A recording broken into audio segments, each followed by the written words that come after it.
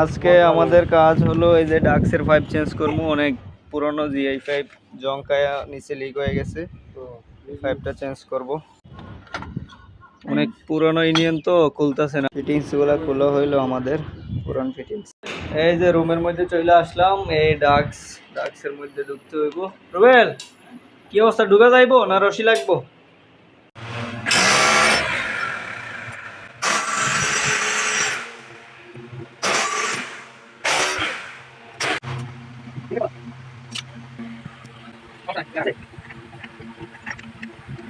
আচ্ছা